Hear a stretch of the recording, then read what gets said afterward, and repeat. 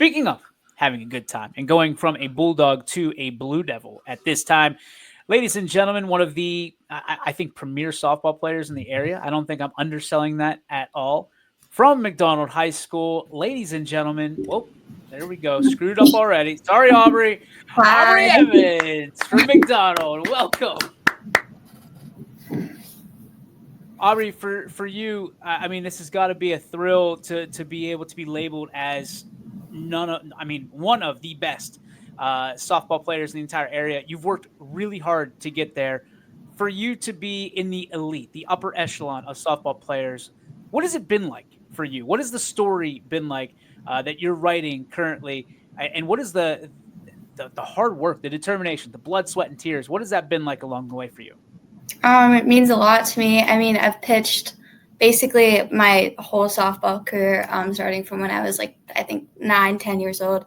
I didn't get to pitch a lot last year. There were 2 seniors that were very good with us, but it means a lot this year that I get to come in and take up that spot and fill in their shoes this year.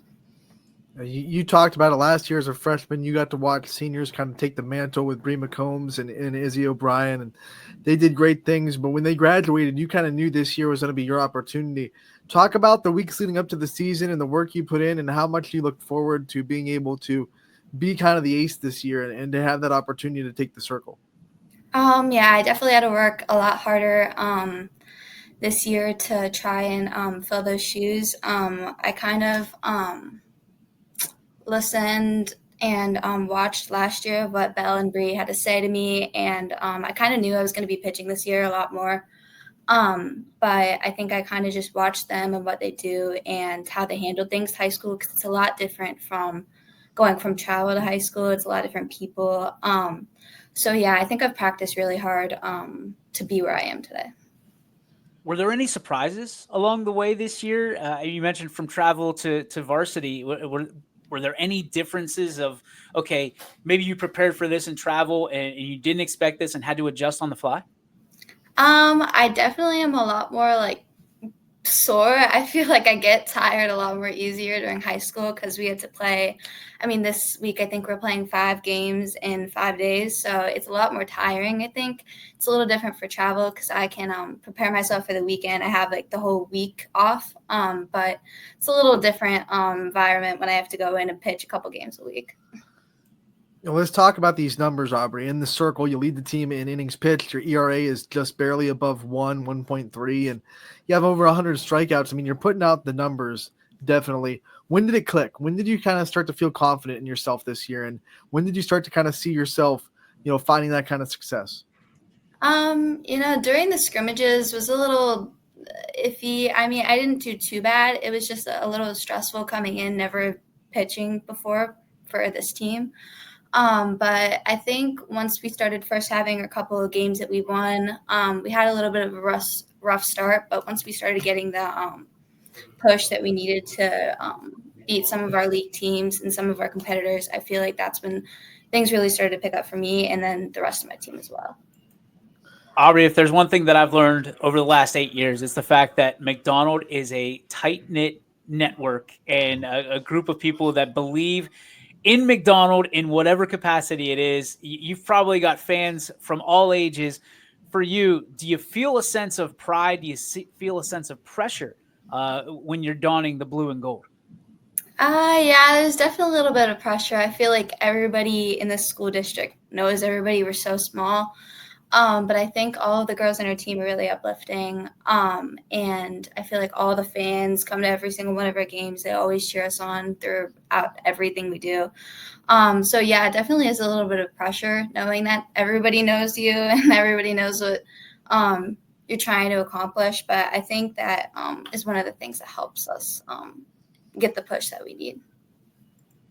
Aubrey, you might not be an upperclassman because of the numbers you're putting up and because of the position you play. People just look to you for support and for leadership. What's it been like for you to kind of step into that role this year as just a sophomore? It's been a little bit harder. I feel like I'm pretty quiet person around all of my friends and stuff like that. So I think just me being one of the main pitchers is a little bit more of a leadership thing. And I feel like just being nice to everybody and uplifting everybody in the dugout helps with leadership a lot as well. Because if we get down, then everybody else is going down, and then that's when we start to maybe lose. But when we all get picked up in the dugout, as we can tell, our winning streak was in our league. It's a lot better now that we started to get a lot of more motivation for these games. Leadership a lot of times is outside of your comfort zone, and that's just as a leader in general. So, as you are in the circle and you're dominating and you're leading by example, what other parts of leadership maybe were uncomfortable to you, and you've had to push yourself either publicly or privately in order to do that, to be someone who your team needs at whatever given moment that may be?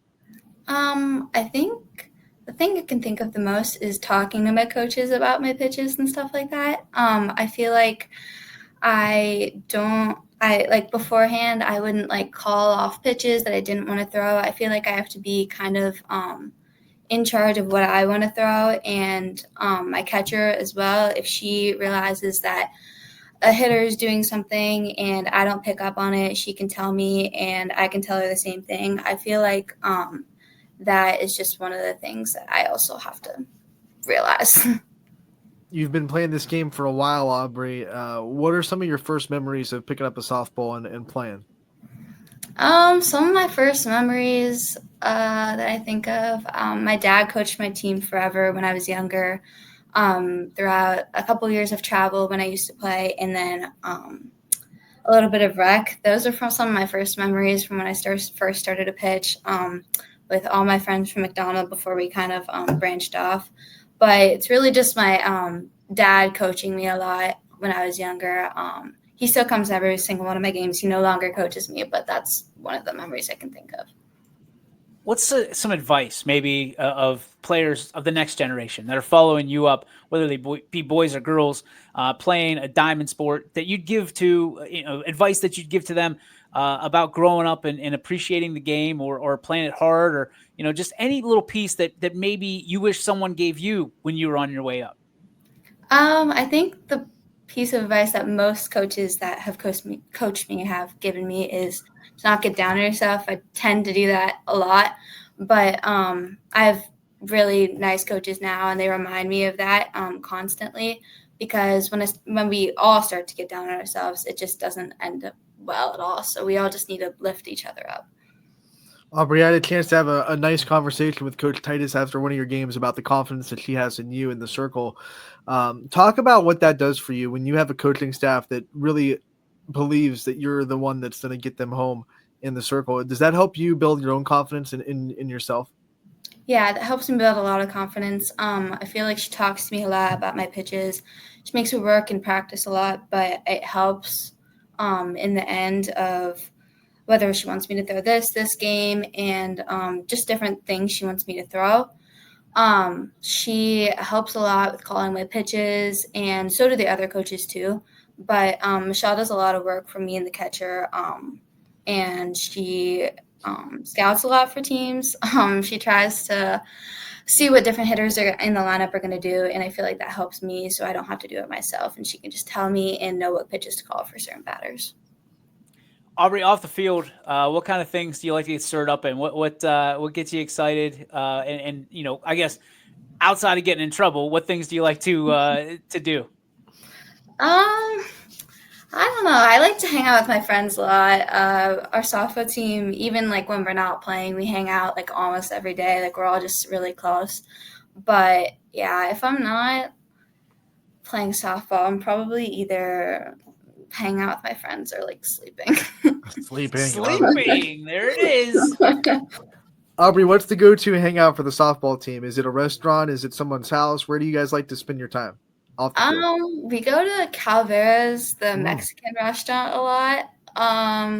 But like honestly, we just go to a bunch of like ice cream shops and anything that's around the field that we're playing around. What are some of your favorite softball memories so far with McDonald?